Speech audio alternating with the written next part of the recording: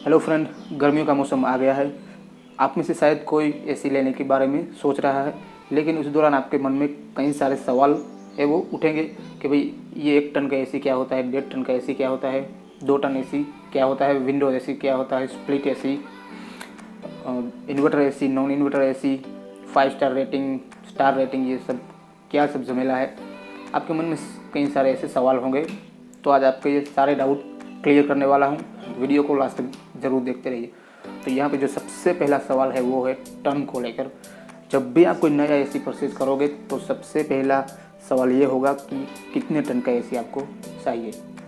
तो बड़ा सिंपल सा फंडा है कि अगर सपोज़ करो कि मैंने इस रूम में 1 टन का एक एसी लगाया हुआ है, तो उस 1 टन का मतलब ये होता है कि मुझे उस एसी से इतनी कूलिंग मिल जाएगी जितना मुझे 1 टन बर्फ़ के टुकड़े से कूलिंग मिलती है।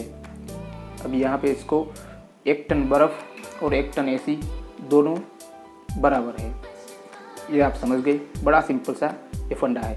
अब इसको थोड़ा सा अगर साइंटिफिक तरीके से मैं आपको समझाऊँ तो 1 टन एसी का मतलब होता है 12,000 BTU पर आवर। यानी उस 1 टन एसी में उतनी ताकत है कि वो 12,000 थर्मल यूनिट्स आपके टेम्परेचर को कूलिंग कर सकता है।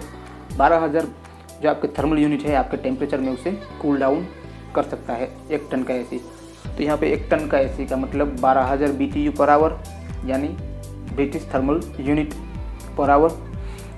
1.5 टन का एसी का 18,000 BTU पर आवर और 2 टन एसी का मतलब 24,000 BTU पर आवर। तो इस तरह से ये आगे आगे चलता जाता है। जो हमारा अगला सवाल है वो है इन्वर्टर एसी और एक बिना इन्वर्टर वाला एसी। तो इनमें क्या अंतर है, हमें कौन सा एसी लेना परचेज करना चाहिए, इन्वर्टर वाला या बिना इन्वर्टर वाला। तो बड़ा सिंपल है। ये सवाल जानने से पहले हमें एसी के बारे में थोड़ा जान लेना बेहतर है कि एसी में क्या क्या कंपोनेंट यूज़ होते हैं। तो सबसे पहला यूज़ जो एसी में कंपोनेंट्स है वो है कंप्रेसर, एक है कंडीशनर, एक है इवेपोरेटर और कुछ वाल्व्स एसी में होते हैं। कंप्रेसर है वो हमारे रूम के जो बाहर लगे होते हैं, उसके अंदर कंडीशनर लगा हुआ होता है। जो इवेपोरेटर है वो हमारे रूम के अंदर होता है, जिसे ब्लावर भी कहा जाता है, वो हमारे रूम के अंदर होता है। तो क्या होता है, जो उसमें फ्रीऑन गैस होती है जो कंप्रेसर के अंदर कंप्रेस होती है वो कंडीशनर में जाते हैं, जो उस लिक्विड फॉर्म में होती है उसे गैस फॉर्म में ट्रांसफर किया जाता है। उस तरह से वो हीट होती है। तो जो आपने भी देखा होगा, जो कंप्रेसर है वो हीट जनरेट करता रहता है। जो आपके एसी के आपके रूम के बाहर लगा हुआ था उसमें हीट जनरेट होती रहती है। तो ये इसी गैस के कंप्रेशन के कारण होते रहते हैं। अब जब ये लिक्विड फॉर्म में होती है, जो गैस फॉर्म में आती है, इस तरह से ये साइकिल चलता रहता है। और जो हमारे जो इवेपोरेटर है जो हमारे रूम के अंदर लगा हुआ है वो हमारे टेम्परेचर को डाउन या ऊपर नीचे करता रहता है। तो अब आप एसी के कंपोनेंट्स के बारे में समझ गए होंगे। तो अब आते हैं हम अपने सवाल पे। सबसे पहला है नॉन इन्वर्टर एसी। तो मान लो आपके अपने रूम का जो टेम्परेचर है वो 30 है और आपने एसी ऑन किया, उसका टेम्परेचर सेट किया 22 आपने टेम्परेचर सेट किया। एसी ऑन हो जाएगा, वो रूम का टेम्परेचर धीरे धीरे डाउन करता जाएगा। जैसे ही 22 पे आएगा जो कंप्रेसर है वो कट ऑफ हो जाएगा, यानी वो बंद हो जाएगा। फिर क्या होगा, टेम्परेचर तो नेचुरली बढ़ने वाला है। जैसे ही 22, 23, 24, 25 तक होगा, एसी जो कंप्रेसर है वो फिर से ऑन हो जाएगा। फिर से कोशिश करेगा कि जो तापमान है वो नीचे लेने की कोशिश करेगा, स्लो डाउन करने की कोशिश करेगा। 24 से 25 उसको धीरे धीरे से 22 पे लेके आएगा, फिर कट ऑफ हो जाएगा। तो ये साइकिल चलता रहता है। ये होता है एक बिना इन्वर्टर वाला एसी का मतलब। अब आते हैं इन्वर्टर वाले एसी। तो इन्वर्टर वाले एसी में क्या होगा, सपोज़ करो आपने रूम का टेम्परेचर 30 है, आपने 22 पे सेट किया एसी को, एसी ऑन हुआ। जैसे ही 22 पे आएगा तो एसी क्या होगा, अब की बार जो कंप्रेसर है वो बंद नहीं होगा, लेकिन थोड़ा सा स्लो डाउन होगा। क्या होगा, जैसे ही 22 पे आएगा आपको वो कंप्रेसर थोड़ा स्लो डाउन हो जाएगा, वो पूरी तरह से बंद नहीं होगा। इससे क्या होगा, जो बिजली की बचत है वो ज़्यादा रहेगी, पावर एफिशिएंसी भी ज़्यादा होगी, जो आपके रूम का टेम्परेचर है वो भी मेंटेन रहेगा।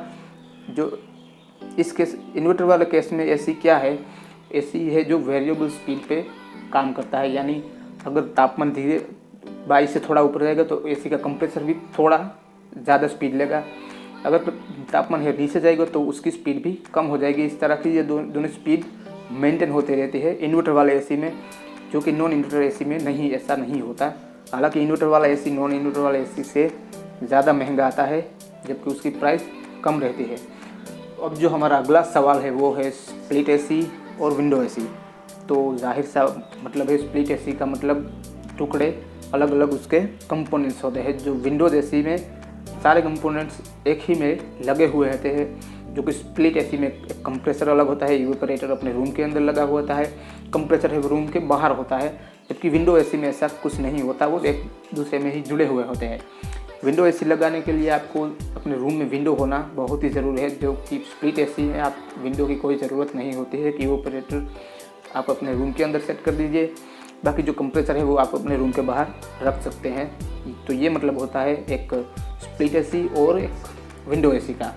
तो अब हमारा अगला सवाल है स्टार रेटिंग। तो आप में से सबको शायद पता ही होगा स्टार रेटिंग का मतलब कि जितने स्टार ज़्यादा उतनी बिजली की बचत भी ज़्यादा। 1 स्टार 2 स्टार ऐसे 5 स्टार होते हैं। 5 स्टार जैसे होंगे तो बिजली की बचत भी उसके बराबर होगी।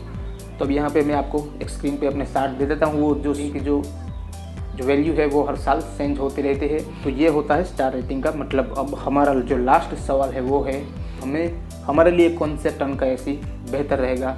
स्प्लिट होगा तो विंडो एसी वो तो सब देख लेंगे, नॉन इन्वर्टर उसमें तो प्राइस में डिफरेंस होता है, लेकिन जो टन है वो हमें कितना लेना होगा। तो बड़ा सिंपल सा फंडा है। अब एक मैं अप्रोक्सीमेट आपको मैं दिखाऊं तो अगर 120-150 स्क्वायर फीट का आपका रूम है तो जो 1 टन का एसी है वो आपके लिए सफिशिएंट होगा। इसमें भी कई सारे फैक्टर है वो काम करते हैं कि आपकी रूम की छत खुली हुई है, कितने विंडोज़ लगे हुए हैं, आपके जो एरिया का टेम्परेचर क्या है।